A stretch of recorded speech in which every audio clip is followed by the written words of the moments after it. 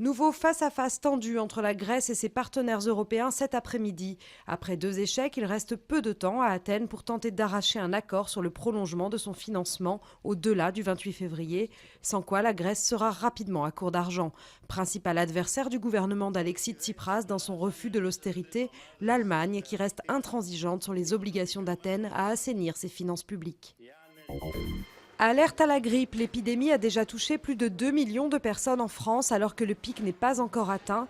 La saturation des hôpitaux est comparable à celle de l'été 2003 pendant lequel la canicule avait fait 15 000 morts. La ministre de la Santé a déclenché le plan Orsan pour mobiliser le secteur ambulatoire.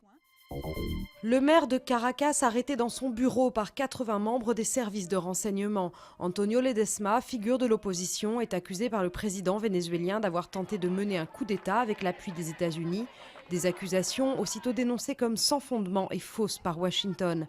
Antonio Ledesma avait signé un document intitulé Accord national pour la transition avec Maria Corina Machado, destituée de son mandat de député, et Leopoldo López, incarcéré depuis 1 an.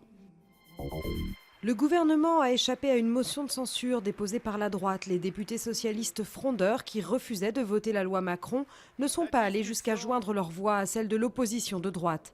La fin du psychodrame ne signifie pas la réconciliation entre Manuel Valls et la gauche de la majorité.